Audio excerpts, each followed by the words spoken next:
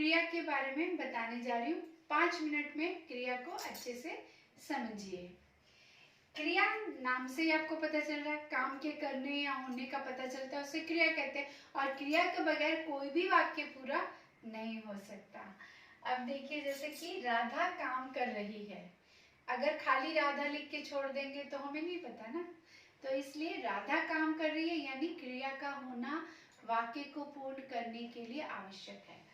अब जैसे है, वाक्य में किसी काम के करने या होने की सूचना देने वाले शब्दों को क्रिया कहते हैं।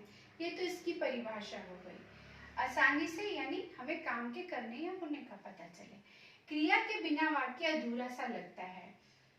अब क्रिया में बदलाव कहाँ कहाँ होते हैं। कर्ता के लिए, जो कर्ता यानी जिसके बारे में हम बात कर रहे हैं, उसके साथ लिंग, वचन, कारक, काल, इन सब के अनुसार क्रिया के रूप भी बदलते रहते हैं। अगर लिंग बदल गया, क्रिया का रूप बदल जाएगा। राम पढ़ता है, राधा पढ़ती है, तो क्रिया का रूप बदल गया। वहां पढ़ता है, यहाँ पढ़ती है, तो क्रिया का रूप भी वचन, लिंग और उनके कारण बदल जाता है। अब मैं थोड़े से और एग्जाम्पल बताती हूँ जिससे आपको और भी क्लियर हो जाएगा। लिंग बदलने पर राम पढ़ रहा है पुल्लिंग है, नेहा पढ़ रही है स्त्रीलिंग है, तो यहाँ रहा है क्रिया बदल गई, यहाँ पर रही है बदल गई। वचन बदलने पर लड़का खेल रहा है एक वचन, लड़के खेल रहे हैं ये बहुवचन, तो क्रिया बदल गई। काल के बदलने पर मैं कल स्कूल जाऊंगा या जाऊंगी, हम शाम को खेलेंगे, यानी क्रिया उसके अनुसार बदल जाती है। चिल्ड्रन, अब हम आते हैं कि क्रिया के मुख्यतः कितने भेद हैं। क्रिया के दो ही भेद होते हैं, सकर्मक क्रिया, अकर्मक क्रियाएं। आपको नाम से पता चल रहा है, सकर्मक कर्म के साथ, अकर्मक बिना कर्म के, सिंपल। अब देखिए, सकर्मक क्रिया किसे कहते हैं? जिन क्रियाओं में कर्म होता है वह सकर्मक क्रियाएं होती हैं। कर्म के साथ जब क्रिया आ गई तो सकर्मक क्रिया होगी, कंफर्म है। इसके अंतर्गत ये सब चीजें आती हैं, नाम, सुनना, खरीदना, लिखना, और सबसे बड़ी बात है, इनमें हमें वाक्य एकदम क्लियर होते हैं। कर्म के आने से वाक्य जो है क्लियर होते हैं, संदेह नहीं रहता है। ऐसे वाक्य भी सकर्मक क्रिया के अंतर्गत आते हैं। अब जैसे मैं यहाँ पर आपको बताती हूँ, रमेश पुस्तक पढ़ रहा है।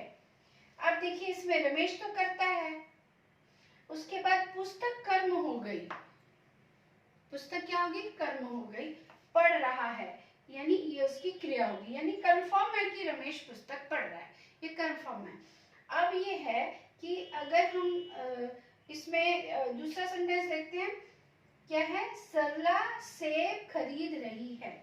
इसमें सरला कर्ता हो गया, सेब कर्म हो गया, खरीद रही है क्रिया हो गई, तो ये सकर्मक क्रियाओं के अंतर्गत आता है। या अगर मैं सेब हटा दूं, मैं कहती हूँ सरला खरीद रही है, हमें नहीं पता क्या खरीद रही है, कंफर्म नहीं है, और दूसरा इसमें कर्म नहीं है, तो कुछ भी वो खरीद रही है, वो अकर्मक क्रियाएं हो गई।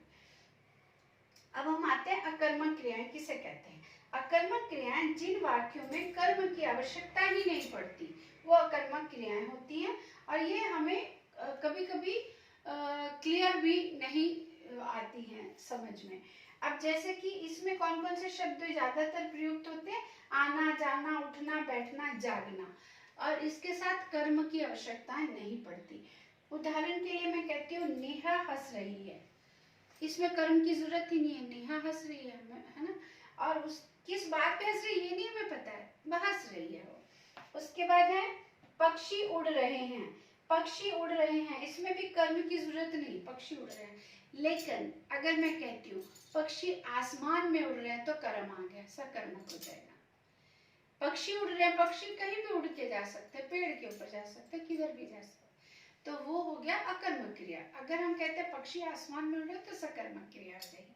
तो आपको समझ में आ गया कि क्रिया किसे कहते हैं, यानी कार्य का करना या होना ही क्रिया कहलाता है।